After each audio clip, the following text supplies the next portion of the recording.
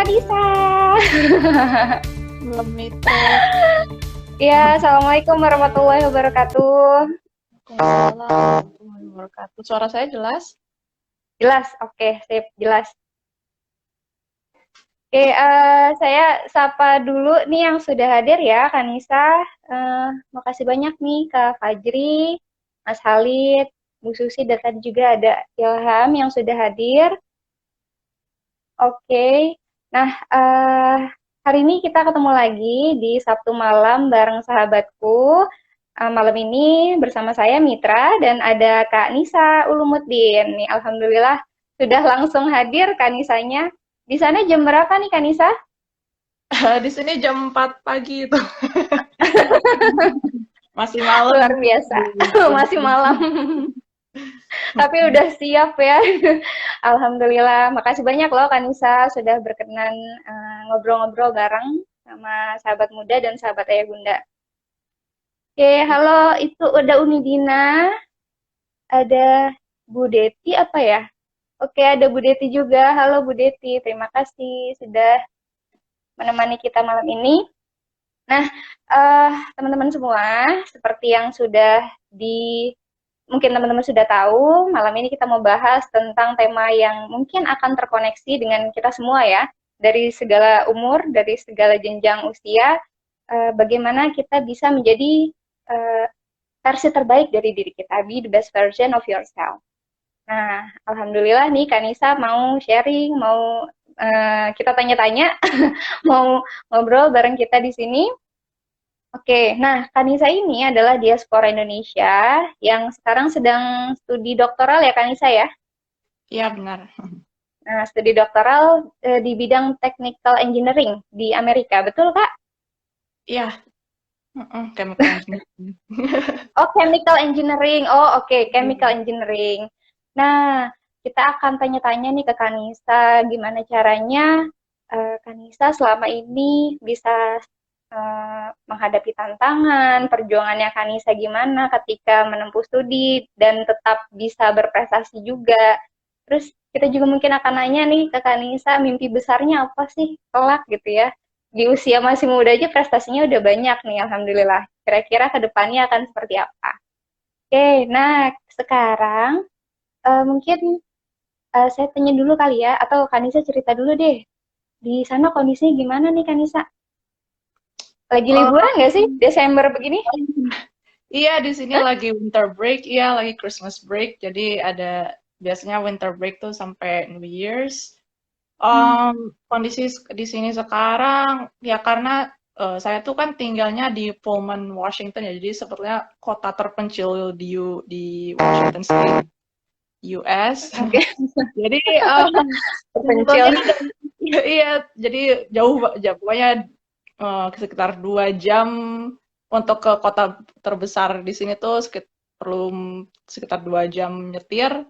Jadi dari segi apa ya, dari segi COVID segala macam, alhamdulillah masih relatif aman ya, soalnya orang populasi Oh, di sini sedikit, iya. Jadi oh, alhamdulillah. tapi sekarang restoran juga sedang tutup, semua cuma bisa take out. Jadi lagi karena sejak electionnya US tuh COVID, rekor COVID kan selalu naik ya, apalagi setelah liburan Thanksgiving, setelah liburan Christmas itu tetap naik. Jadinya sekarang tuh US jadi sedang ada semacam lockdown gitu, partial lockdown lah.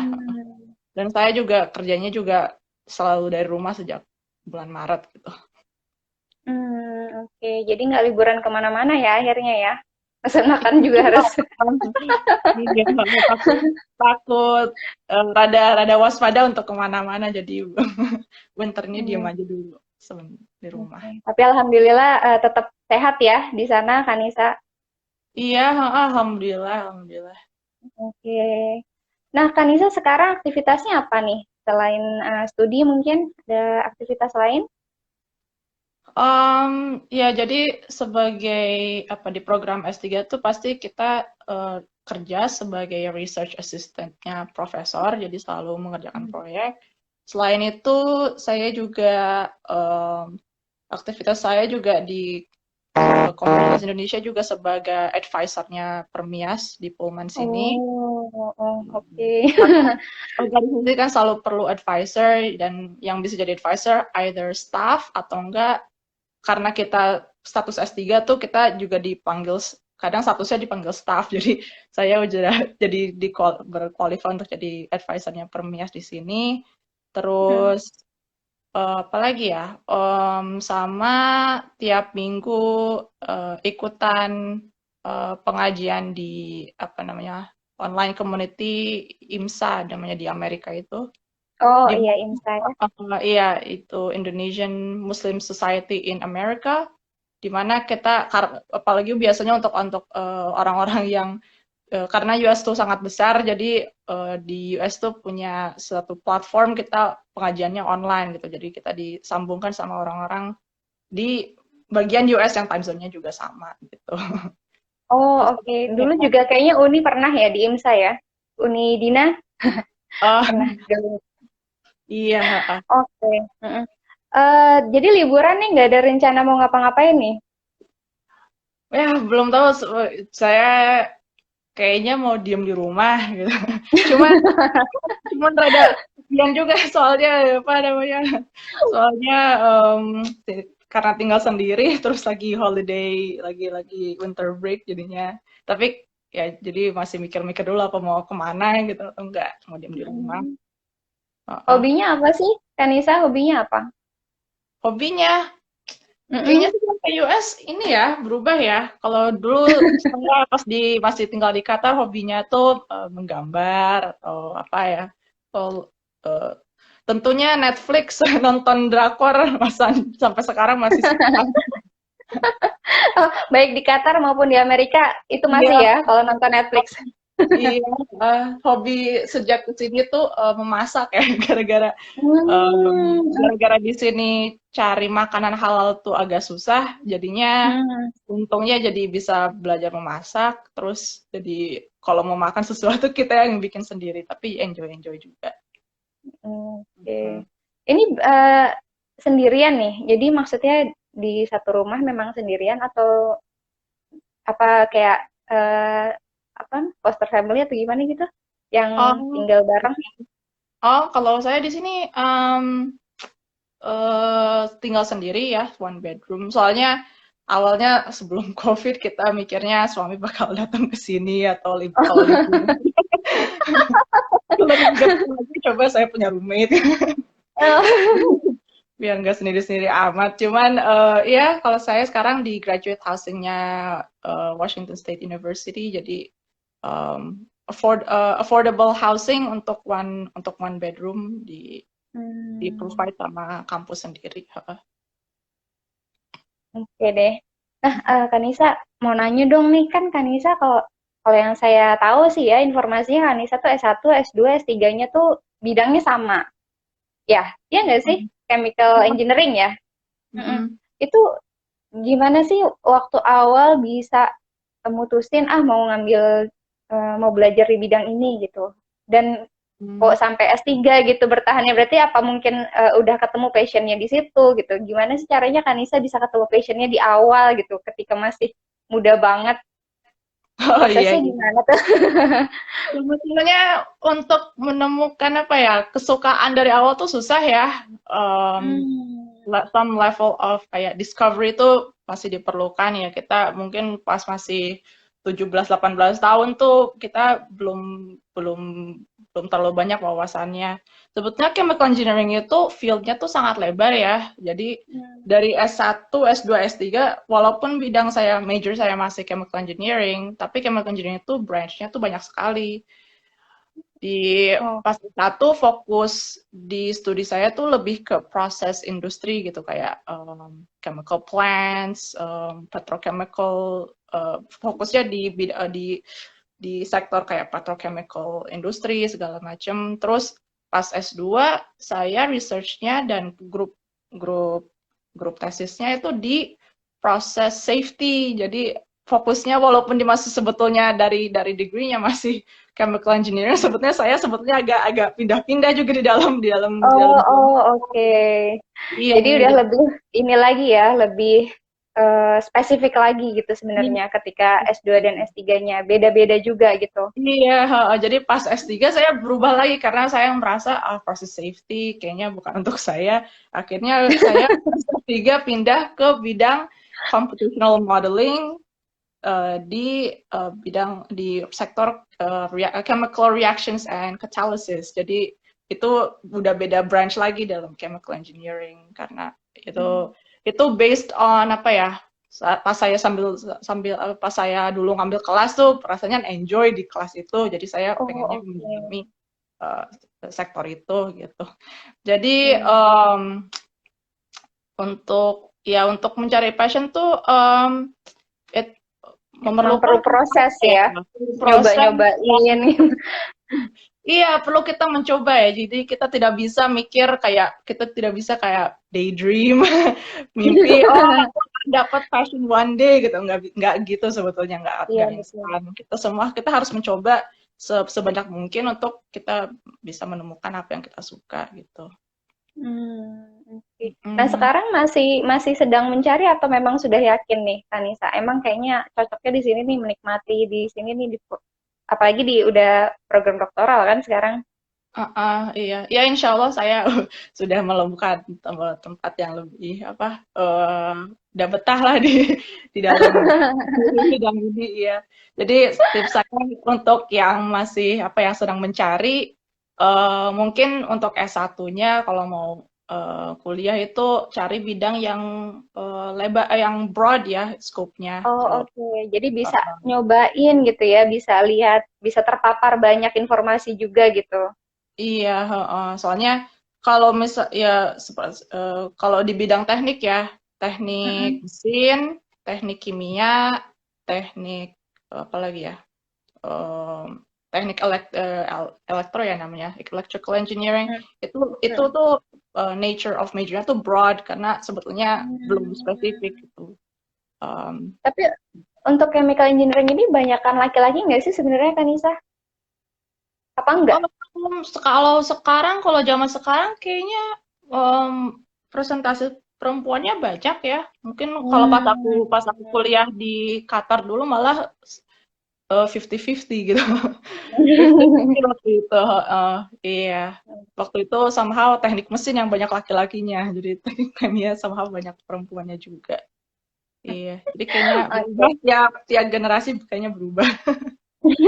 Sudah bergeser ya, ya emang ada pasti ada inilah, pasti ada perubahannya.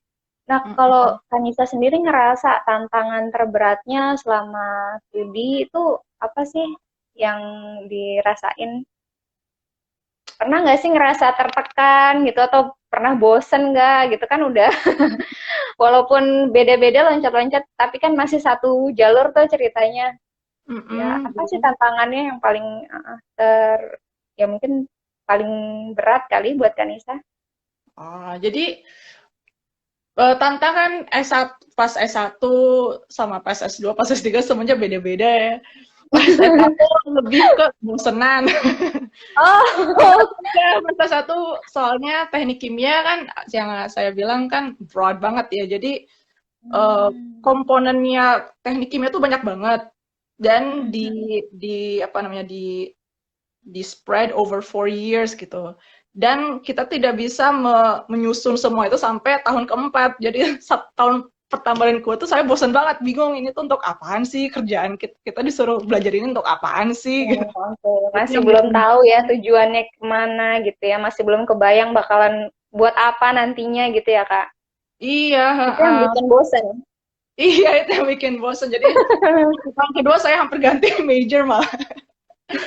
Jadi walaupun walaupun sepertinya saya kayak apa namanya udah bulat pengen ke sini gitu sebetulnya tengah-tengahnya banyak banyak apa ya Oh, bumps-nya gitu kan. Dan, tapi karena saya waktu itu mikirnya nggak mau kuliah 5 tahun jadi diterusin nggak taunya oh, maksudnya pas sudah akhir tahun keempat baru ngelihat oh ini ternyata kita belajar ini tuh untuk ini, the big picture-nya sepertinya ini. Mungkin tips ya untuk yang mau kuliah nanti itu adalah di awal-awal kuliah tuh kalau misalnya belum mengerti apa aplikasi studi kita tuh untuk proaktif ya mencari misalnya internship atau apa gitu biar kita juga wawasannya bukan cuma dari kelas doang tapi juga punya big picture-nya untuk apa kita belajar ini, which is sangat-sangat important ya untuk motivasi kita.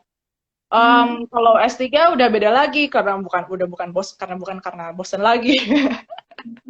Tapi biasanya karena apa ya? Mungkin apa ya? Challenge. Sebetulnya challenge-nya apa ya? Udah beda lagi ya, karena mungkin karena sudah menikah, jadi rintangannya bukan di dalam studio lagi, jadi lebih ke dalam jiwa. Oh iya, manage itu tuh apa namanya personal life sama ini pekerjaan itu karena kan pekerjaan S3 kan deadline-nya tuh pendek-pendek ya, kita harus cepat gitu tuh kerjanya gitu. Iya, kadang rintangannya tuh malah di misalnya kita misalnya kita punya apa ya? Misalnya kita punya konflik dengan advisor kita gitu. Terus misalnya kita juga apa ya punya konflik dalam rumah juga itu yang bikin bikin pusing malah di situ. Oke, nah iya nih, mungkin ada yang belum tahu ya, Kanisa ini sebenarnya sudah punya pasangan halal ya, sudah menikah gitu, dan suaminya Kanisa juga kandidat doktoral ya, tapi beda negara nih kuliahnya, jadi pejuang LDR dua-duanya luar biasa. Nah iya Kanisa nyambung ke yang tadi nih, jadi kalau Kanisa sendiri gimana mensiasatinya? Kan punya berbagai peran ya mahasiswa, terus mungkin juga tadi ada di komunitas-komunitas juga punya peran tersendiri. Juga sebagai istri dengan pasangan yang beda negara. Gimana Kanisa mensiasatinya? Supaya hubungannya tetap baik misalnya dengan suami. Oh iya iya.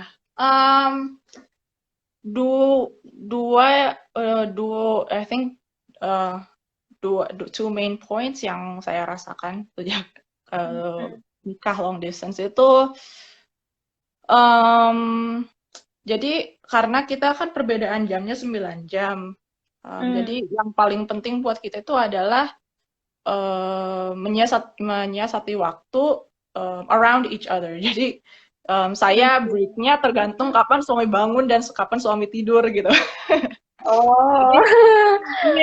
Jadi kita tuh video call pas suami sebelum tidur dan pas suami baru bangun tidur. Jadi di waktu saya itu ada lunch break sama sebelum saya tidur sekitar jam 9 atau jam 10 malam gitu. Itu jadi semuanya itu di-orient around that. Jadi misalnya saya mau main sama teman-teman itu biasanya setelah suami tidur. Digeser ya, waktunya digeser semua prioritasnya. Iya, jadi karena saya juga mungkin tidurnya agak telat, jadi saya juga ke kampusnya nggak terlalu pagi gitu. Jadi karena S3 alhamdulillah kan working hours-nya rada fleksibel ya, jadi kita bisa pilih waktu sendiri. Jadi semuanya diputar around kapan waktu kita video call gitu. Oh. Terus yang kedua juga ya obviously banyak rintangannya ya karena kita tuh sedang mengcompromise short term pleasure kita, maksudnya short term desires kita, misalnya kita mau traveling lah, kita mau ini mau itu, kadang tuh kita nggak bisa karena memikirkan pasangan ya. Jadi sebetulnya sabar-sabar dulu gitu ya, nahan-nahan diri.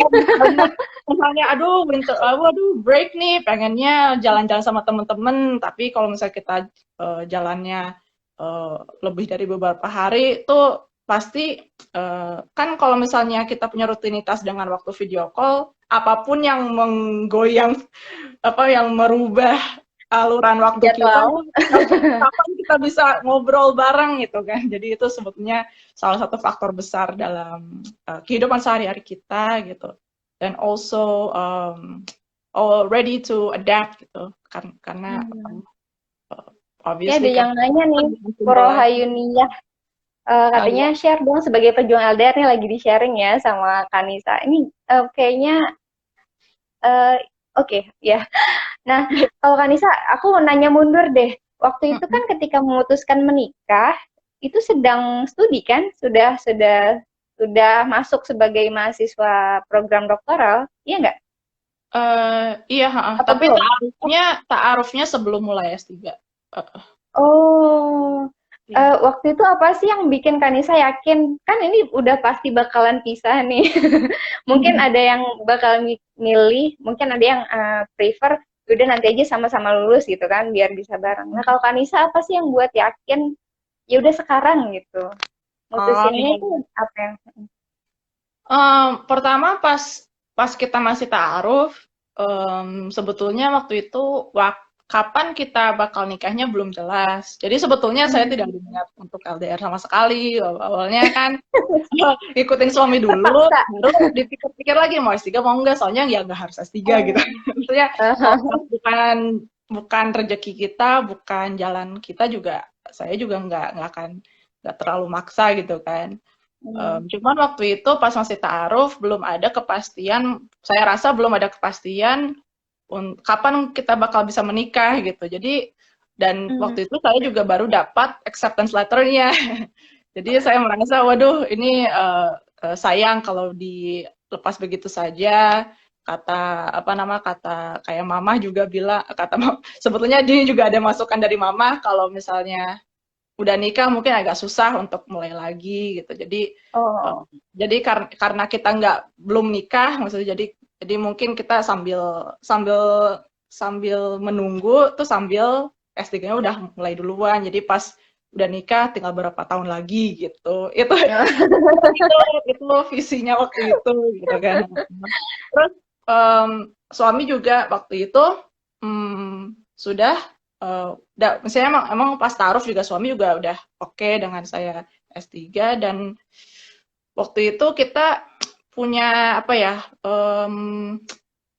persetujuan gitu kalau suami kalau udah selesai S3-nya bakal ke US. Itulah waktu itu perannya waktu itu.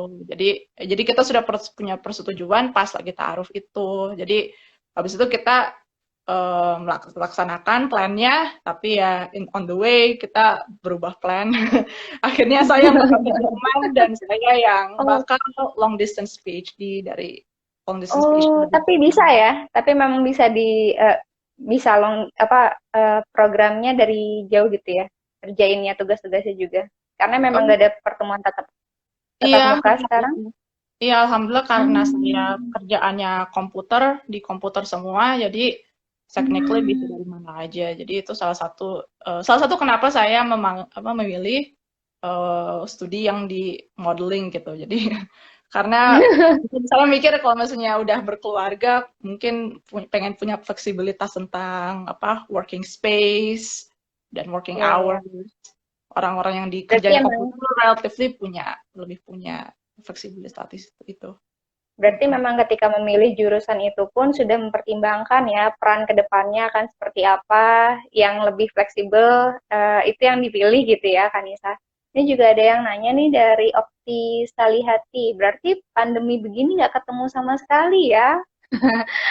How you deal with the situation? Yang tadi sih sebenarnya, tapi mungkin ada tips lagi dari Kanisa selain menyesuaikan itu waktu Oh untuk iya, video call. iya nih emang terakhir kita ketemu malah bulan ini last year. Jadi sebelum pandemi itu kita ketemu hampir Oh. tiap 3 atau 4 bulan gitu. Kalau suami kesini atau Hmm. kalau kita ketemu di Eropa gitu. Hmm. Pas Tengah pandemi, gitu ya. iya jadi pas pandemi kita jadi tidak bisa ketemu sama sekali. Makanya jadi motivator terbesar untuk saya long distance PhD gitu. Oh. Untuk bisa segala macam. Cara selama kita apa namanya? Selama kita di pandemi ini em, ada apa ya? Ada pros and cons-nya sih karena saya tinggal kerjanya di rumah, akhirnya waktu yang saya punya untuk komunikasi sama suami jadi jauh lebih besar. Soalnya saya di rumah terus. Jadi even Oh, jadi pas suami pulang kita bisa langsung video call. Jadi malah gitu karena pandemi kita lebih punya banyak waktu untuk virtual communication. Tapi cons-nya kita tidak bisa ketemu fisik sama sekali. Sampai saya punya residency visa di Jerman. Itu sih cara kopinya itu aja, spend more time jadinya. iya, caranya ya itu ya, jadinya lewat video call aja. Ini ada yang nanya lagi nih, Korohayunia. Biggest challenges doing PhD in USA. Apa nih tantangan terbesarnya? Karena ngambilnya di Amerika ya, jauh dari keluarga juga kan. S1 S2-nya di Qatar kan ya, Kanisa? Iya, saya satu S2-nya di Hmm. Qatar. Terus baru pertama kali keluar kandang itu pas ke Amerika. Oh, di sana ada kerabat nggak sih sebenarnya? Di Amerika ada kerabat nggak? Kerabat tuh maksudnya keluarga atau teman? Iya, keluarga mungkin teman jauh atau teman jauh, keluarga jauh. Itu ada nggak? Oh, oh iya, saya punya keluarga, tapi di Seattle, jadi 6 jam Oh, beda. setir. Oh, oke, tetap aja jauh ya. Nggak Uh, ini. ada juga di California, tapi itu harus naik pesawat juga. Tapi sebelum pandemi biasanya saya pulang ke saya visit ke sana gitu, ke Seattle gitu untuk refreshing, terus ketemu keluarga juga. Difficulties S3 di sini mungkin in terms of work difficulties biasa. Saya seperti difficulties yang lain ya, misalnya kita apa work difficulty sebetulnya di sini nggak nothing out of norm ya. Soalnya culture US itu sebetulnya sangat professional, work ethicnya juga sangat tinggi ya. Jadi kita masuk sebagai orang luar tuh gampang beradaptasi, soalnya mereka sistemnya jelas gitu, nggak ada rules yang nggak ditulis gitu di US itu. Jadi lebih gampang adaptasinya. Jadi mungkin lebih ke apa ya? Mungkin lebih ke misalnya kita punya beda pandangan sama advisor kita, itu challenge-nya lebih di situ. Um, yang yang challenge yang kedua itu karena di kota kecil saya itu ya makanan lebih ke itu ya lebih ke cari makanan halalnya itu. Jadi Oh, oke, adaptasinya itu ya, adaptasinya justru ke makanan ya. oh iya, soalnya di sini untuk misalnya sebagai orang Muslim cari daging ayam atau daging sapi yang raw yang halal itu mahal banget. Jadi saya kalau mau beli Hmm. daging biasanya ke Seattle atau ke Spokane, jadi harus nyetir 2 jam minimum untuk Oh, oh ini untuk bawa beli. mobil sendiri ya? Di sana Iya, ada mobil sendiri. kalau Hmm. di kota-kota terpencil kayak US di US itu apalagi di daerah barat ini West Coast ini public transportation tuh city public transportationnya kurang, jadi lebih gampang kalau kita punya mobil sendiri. Jadi biasanya beli di sini tuh beli second hand mobil-mobil second Hmm. hand gitu. Tapi SIM-nya Iya. dapat dari sana juga apa enggak? Apa SIM internasional bisa gitu? Oh iya, jadi tahun pertama kita bisa pakai SIM sendiri, SIM internasional. Hmm. Tapi habis itu kita tes juga tes di US. Tapi nggak, menurut saya karena saya dari Qatar, perbedaannya juga sedikit. Ya, ada nanya lagi nih Kanisa nih dari Nadiram. Ya, gimana kehidupan sebagai Muslim di sana di US ya Oh, di Amerika?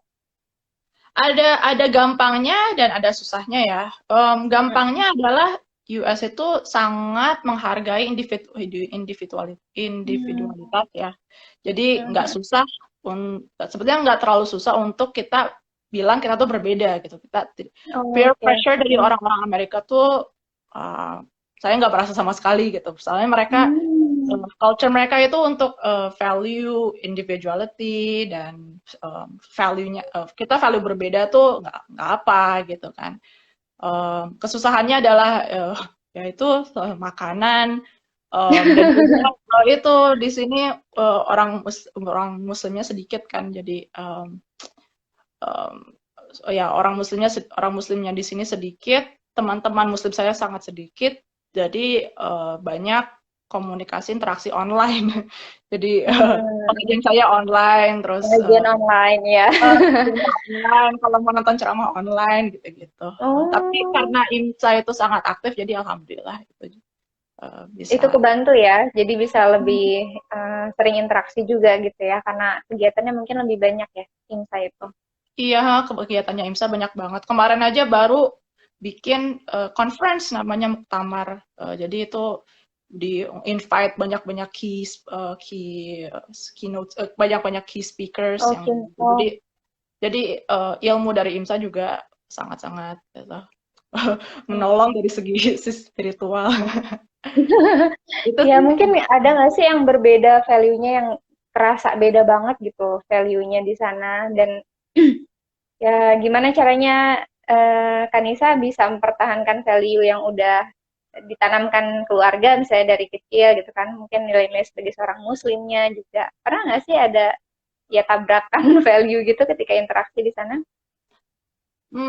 Mungkin karena saya S3, jadi pergaulan saya juga nggak apa deh, yang nggak terlalu nggak terlalu punya banyak waktu untuk punya pertemanan yang sangat lebar gitu ya.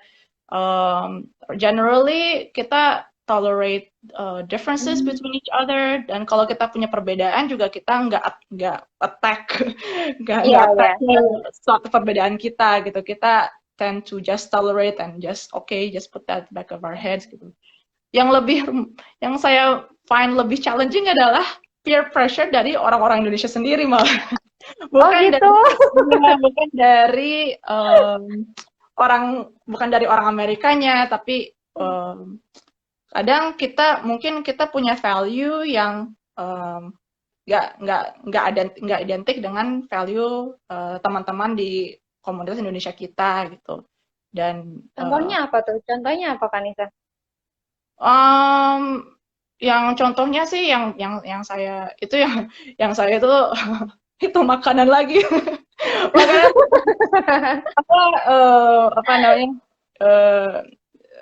namanya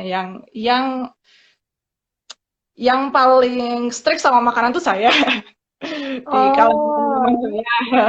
Jadi susahnya adalah kalau kita eh, ke restoran terus nggak ada opsi seafood, kita tuh bingung. Merasa apalagi pas masih bermain sama awal-awal. grup Indonesia yang besarnya itu, Hah? kan merasa canggung gitu mau speak up atau Hmm. mau go with the flow, itu tuh saya merasa canggung. Jadi lebih merasa peer pressure between ourselves gitu daripada orang-orang Amerika di sini. Oke. Soalnya kalau dengan orang Amerika kita bisa bilang, aku cuma makan seafood, aku cuma makan Hmm. vegetarian gitu. Dan mereka di orang Amerika sendiri juga punya orang-orang yang cuma makan vegetarian Iya, gitu. iya, betul, betul. Lain. Ya, mereka sih sebenarnya emang lebih individualis dan justru karena itu lebih menghargai perbedaan ya. Iya, Tapi yang Kanisa udah berapa tahun sih di Amerika? Sekarang udah tahun kedua atau tahun keberapa? iya ini udah ada 2 tahun setengah, udah ada 2 tahun setengah di sini. Oh, berarti yang nggak ada perlakuan diskriminasi gitu ya dari awal di apa kuliah di sana? Kalau Kan kayaknya sempat ada generasi isu sih, yang rame gitu kan, masih tahun-tahun kemarin itu. iya benar-benar. Kayaknya generally itu apa ya, Amerika Serikat tuh ada ya gimana ya, besar ya. Jadi tergantung kita lagi di mana gitu. Kalau di tempat-tempat yang college town, college cities, di universitas, itu diskriminasi itu biasanya rendah. Mungkin akan berbeda kalau kita di tempat udah memisahkan diri dari universitas, jadi bukan bukan kalangan mahasiswa lagi, di mana orang Oke. Amerikanya lebih Anissa, diverse yang. di aku putus-putus, di yang lain gimana ya? Putus-putus nggak ya? Di aku agak putus-putus nih. Oh ya, Heeh. halo, bisa mendengar saya? Gimana yang teman-teman yang sedang nyimak bisa kasih feedback nggak? Soalnya di saya putus-putus.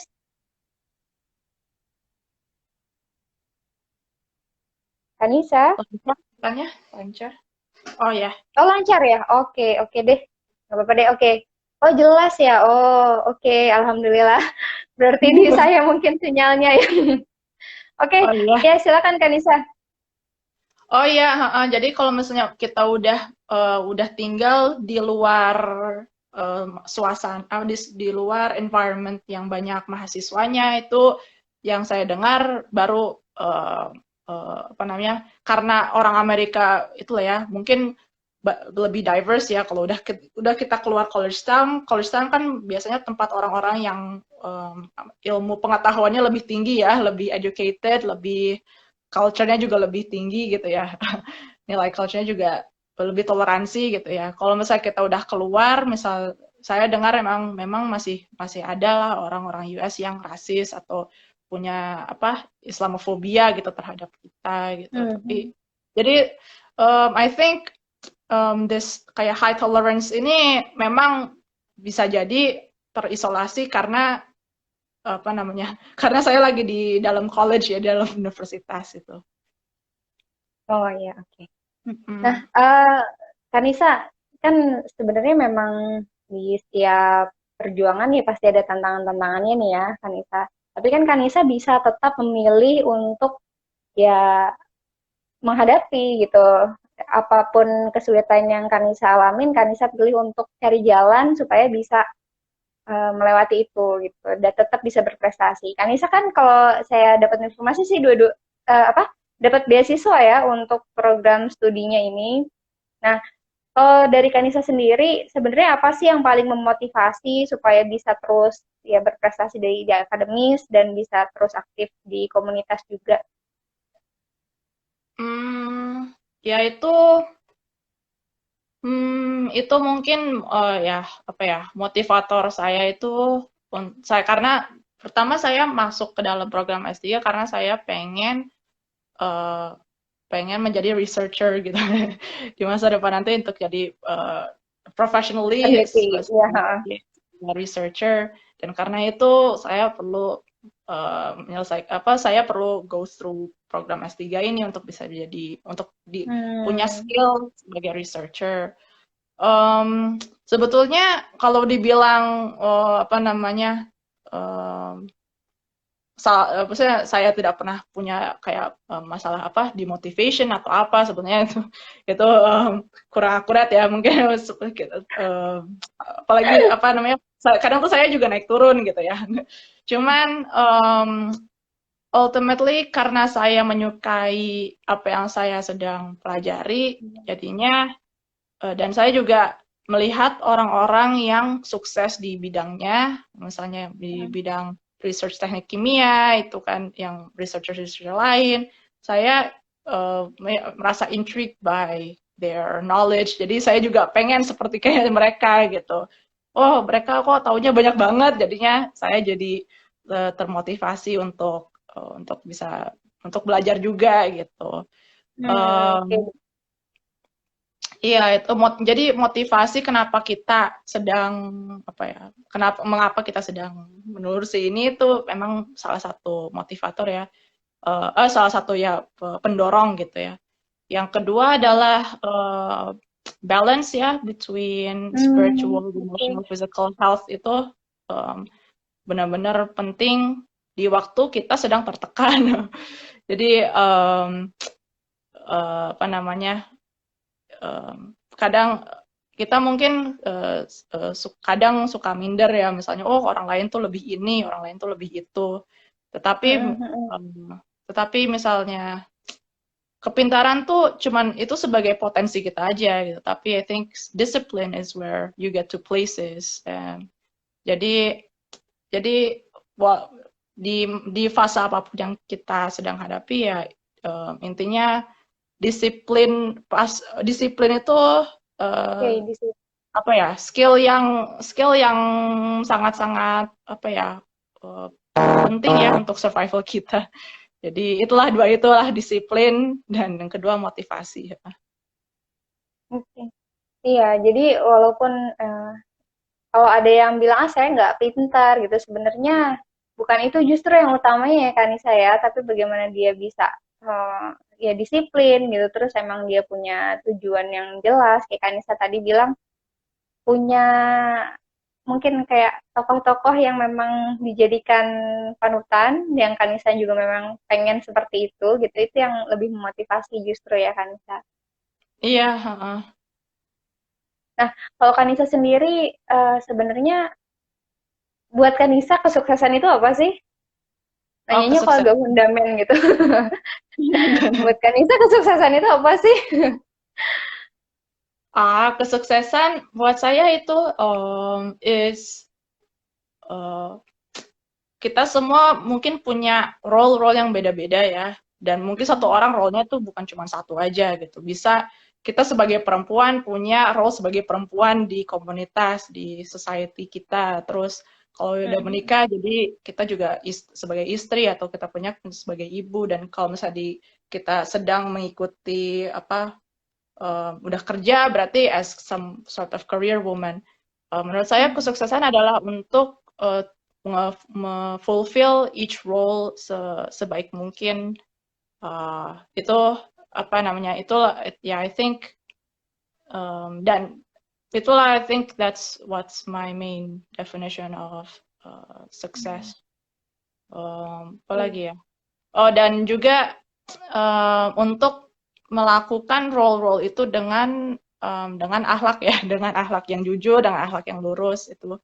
Um, untuk Dengan bisa akhlak. melakukan role itu sebagai dengan akhlak yang lurus itu menurut saya udah. eh, Mm, Ya, Kanisa sendiri caranya supaya bisa balance dengan semua role yang eh, di dimiliki itu ya tadi ya supaya bisa balance-nya itu dengan disiplin itu tadi ya Kanisa. iya, ha, ha, ha, ha, ha.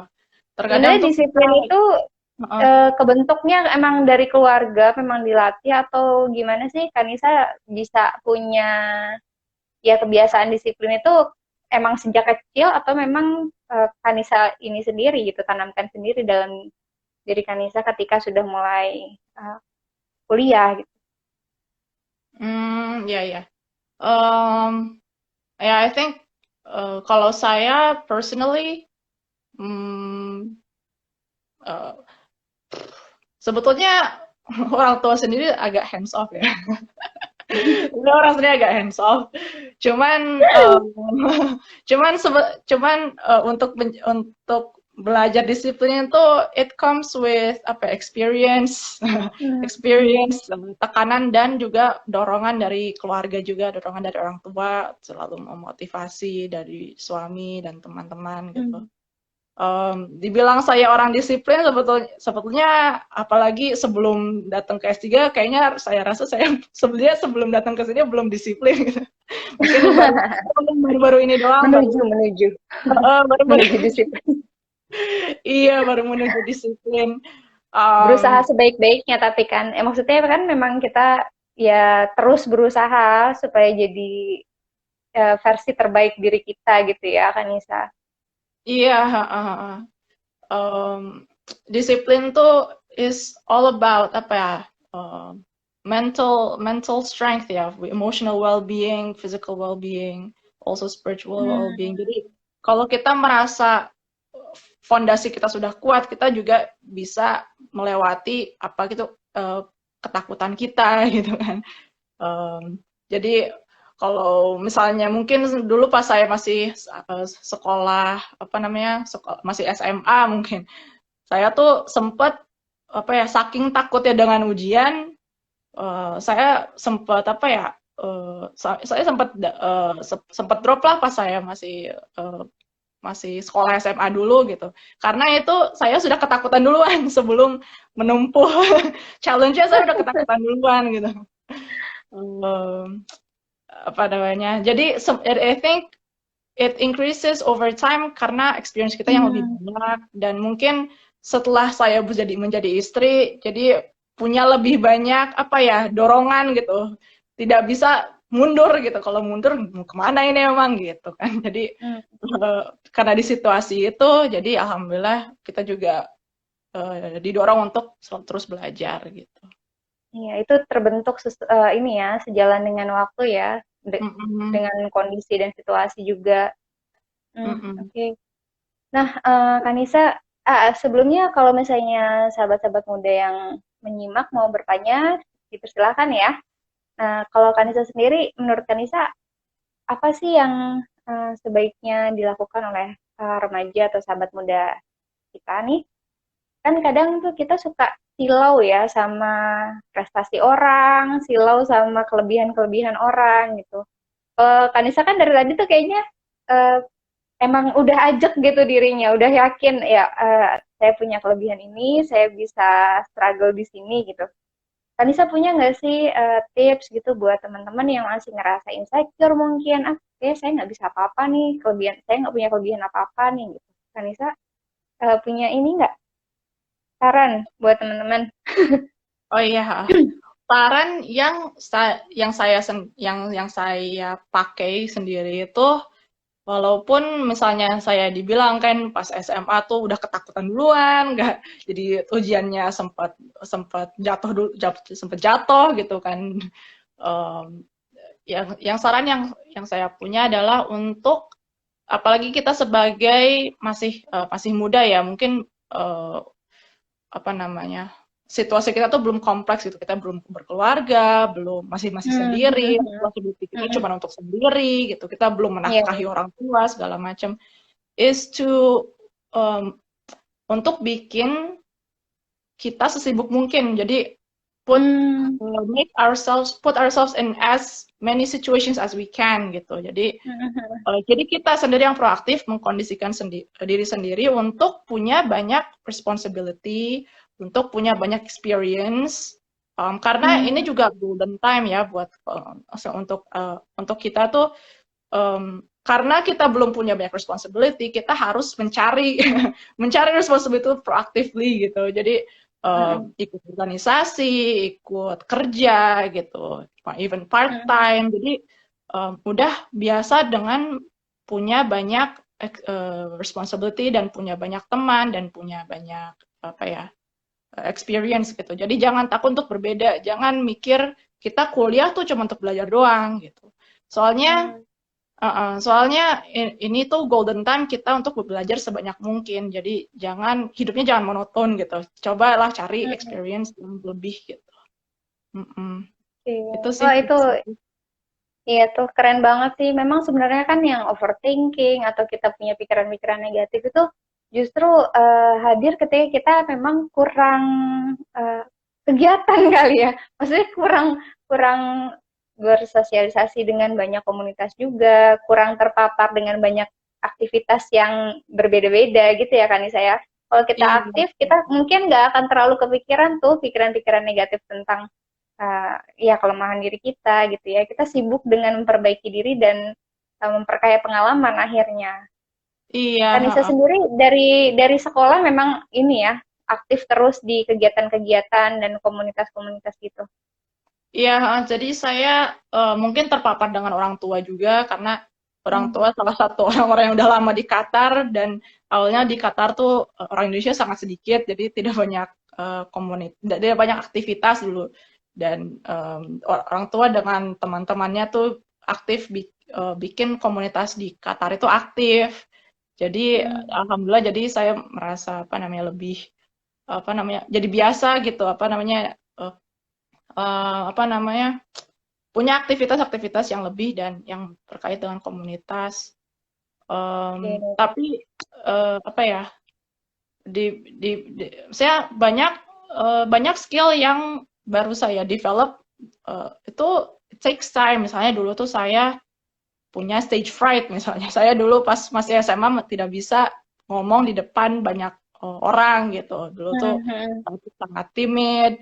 Um, Pernah ikutan club debate, untuk workshop debate waktu itu seminggu. Itu tuh bener-bener hmm. saya gagap banget, nggak bisa ngomong gitu. Jadi tetapi pas udah mulai kuliah S1 baru pertama kali bisa speak in public tuh pas kuliah S1 malah. Jadi apa ya? Um, Emang butuh proses ya kak ya, nggak iya, langsung butuh ujuk-ujuk. proses dan nggak langsung kita nggak langsung ahli gitu. Kita Hmm. bisa saja sesuatu yang kita bener-bener dulu tuh gak kebayang gitu bisa bisa kerjain, ternyata pas udah lebih dewasa, oh ternyata lebih natural kita mengerjakannya gitu. Um, Hmm, jadi oke. ya, mm-mm. Nah, Kanisa, kita punya 10 menit terakhir nih. Ilham Hamadi ada pertanyaan nih, gimana sih Kak cara memotivasi diri sendiri? Sebenarnya sih tadi Kanisa udah cerita ya, gimana cara motivasi diri sendiri. Mungkin sekalian Kanisa juga posting statement, sekaligus menjawab Ilham Hamadi. Ada pesan nggak untuk sahabat muda Indonesia supaya tetap semangat dalam memperbaiki diri, ya, memperbaiki diri terus ya be the best version of yourself-nya juga dengan potensi khasnya masing-masing ya, karena tiap orang kan sudah dikaruniai dengan potensi masing-masing oleh Allah. Gitu. Silakan Mm-mm. Kanisa. Iya, pertama, pesan pesan-pesan saya untuk mungkin yang lebih muda adalah untuk apa ya, synergize ibadah, a- ya, aspek ibadah kita dengan aspek hidup kita gitu ya. Jadi Hmm. em, apa namanya? Jadi kita itu di sini misalnya sebagai studi, kuliah atau bekerja, ini semua sebagai ibadah kita. Jadi Hmm. untuk Tuhan, untuk Allah. That way, jadi kalau kita pun sedang pundung, kita juga juga mengerti ini apa namanya, ini semua challenges itu semua dari apa nah, rintangan itu semua dari Allah, dan jadi Hmm. kita minta ke Allah untuk kita untuk kita bisa menghadapi gitu. Soalnya saya juga beberapa kali juga merasa saya nggak mungkin nih, saya nggak mungkin nih melewati ini gitu. Cuma Hmm. tapi alhamdulillah karena dorongan dorongan keluarga, dorongan teman-teman juga, ternyata you'll be surprised at what you can do gitu, at what you can achieve. Hmm. Dan itu semua again, pertama, yang kedua juga kita tahu apa yang kita suka gitu. Misalnya kita Oke. punya kalau saya sendiri punya curiosity tentang eh, eh, apa ya, bidang sains di bidang kimia gitu kan. Itu Hmm. eh, menjadi apa ya, mengetahui apa yang kita suka itu sangat menolong. Karena jadi kita juga walaupun kerja dan walaupun capek, kita juga ada sense of achievement at the end of the day gitu. Oh, Oh, aku sudah oke. tahu ini Hmm. nih gitu. I think, and the third thing is, I'll say it again, discipline. I think saya suka dengar dari generasi-generasi yang lebih tua, kalau generasi muda tuh lebih lembek gitu. Lebih lembek tuh Siapa yang karena bilang? Ini muda semua nih yang di sini. saya suka dengar generasi muda tuh lebih lembek, uh, dan mungkin karena distraksi dari dari Hmm. teknologi, dari apa ya, dari entertainment, kita karena udah banyak banget entertainmentnya, jadi mungkin distraksi itu bisa menjadi distraksi dari hal-hal yang kita seharusnya be more focused on. Jadi yang ketiga adalah untuk disiplin. Kadang memang eh, nggak semua yang kita hadapi itu enak gitu. Pasti ada yang nggak enaknya juga Hmm. gitu. Jadi Oke. disiplin, kalau intinya sa- sa- saya akan selalu menyesal kalau saya tidak mencoba sebisa mungkin gitu. Pasti ada rasa menyesalnya kalau kita tidak mencoba sebisa mungkin. Jadi cobalah sebisa mungkin walaupun kita sedang takut gitu ya, kita sedang takut, kita sedang anxious, disiplin dan keep konsisten gitu dengan usaha kita. Itulah, I think, tiga tiga poin Ya, itu. alhamdulillah. Luar biasa banget nih Kanisa. Terus terang aku juga banyak dapat insight ya. Mudah-mudahan teman-teman yang lain juga terinspirasi dari sharingnya Kanisa. Jadi memang ketika kita muda dan belum tahu passion kita apa, ya sebanyak-banyaknya lah kita ikut kegiatan, kita take responsibility sebanyak mungkin, karena ketika remaja peran kita ini belum terlalu banyak gitu ya, belum terlalu seberat nanti ketika kita sudah menikah, punya anak atau bekerja mungkin ya. Nah, terus aku juga catat nih eh, tadi penting synergize antara ruh mungkin ya. Jadi ibadah apa yang kita lakukan itu harus selalu dibalikan lagi ke ibadah, dibalikan lagi ke ibadah. Jadi ketika kita ngerasa down pun kita akan dapat pertolongan-pertolongan yang tidak terduga gitu. Dan itu bisa ya mungkin itu justru yang akan memberikan kita semangat baru ya, Kanisa. Terus Mm-mm. ini juga nih disiplin dan fokus. Disiplin dan fokus. Jangan usahakan kita membatasi diri kali ya. Nggak mungkin, nggak harus yang sama sekali putus dari sosmed gitu, tapi membatasi diri dan lebih cari yang bisa apa mengarahkan kita ke diri kita yang lebih baik lagi. Oke, ada lagi Kak Anissa yang mau disampaikan buat teman-teman yang hadir? Ini kayaknya banyak ini nih, banyakkan fansnya Kanisa nih yang hadir hari ini. Pada dadah-dadah semua, nggak bisa disebutin satu-satu. Makasih ya sudah menyimak obrolan dengan Kanisa di Sabtu malam bareng sahabatku. Oh, how can we strengthen our discipline tuh tadi Rifki. Gimana Oh, Kanisa? Mau nyampein? Jawab oh terakhir iya. mungkin ya sebelum Oh kita iya. closing. Oke. How do we strengthen our discipline? Menurut saya itu ya, kalau kalau kita ngelihat apa ya, kita ngelihat film martial arts gitu. Untuk kalau kita ngelihat film martial arts biasanya kalau kita bisa mau apa ya, menendang dengan tinggi, dengan keras, kita harus punya stance yang kuat juga, kita punya stance yang balance juga. Jadi menurut saya itu juga kunci dari disiplin. Kunci dari disiplin adalah well-being kita sendiri, spiritual, emotional, physical well-being kita sendiri. Jadi jangan lupa kita at least jalan kaki di luar tiap sore gitu. Jangan sampai kita diem di rumah aja terus, itu juga bisa. Jadi mental physical well-being juga kita juga sangat penting gitu.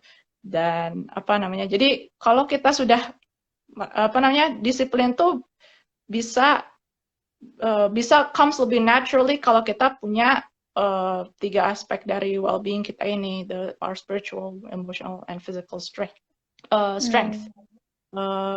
Dan seterusnya ya adalah itu dari challenge kita. Kalau kita challenge-nya lebih besar, biasanya pelajaran yang kita akan Oke. Jadi pelajari jangan takut lebih nerima besar. tantangan ya. Tantangan itu justru dianggap sebagai yang akan nge-push diri kita lebih baik lagi. Iya, itu Oke, yang ini kata Kak Naila nih inspiratif. Terima kasih untuk insight-nya Kanisa. Nah, saya juga sebenarnya ngerasa tertularkan semangatnya. Kayaknya memang ada beberapa hal yang harus saya kejar juga saat ini. Makasih banyak Kanisa atas sharingnya malam ini. Terima kasih juga buat sahabat muda dan sahabat ayah bunda yang sudah berkenan menyimak. Semoga mendapatkan semangat yang sama. Semoga bisa bermanfaat juga supaya kita bisa jadi versi diri kita yang lebih baik dari waktu ke waktu. Oke, Kanisa. Oh ini baru sebenarnya dari tadi nih gambarnya di saya nggak gerak. Tapi kalau dari yang lain, alhamdulillah katanya lancar dua-duanya, ya udah nggak apa-apa, berarti mungkin memang koneksi saya dari tadi. Oke, alhamdulillah. Terima kasih banyak ya teman-teman yang hadir dan Kanisa juga. Terima kasih. Iya, ini Kanisa habis ini mau lanjut ngapain Belum tahu hari mau ini? tidur lagi atau mau sarapan. Nanti siang kita ada makan-makan. Jadi perlu masak juga.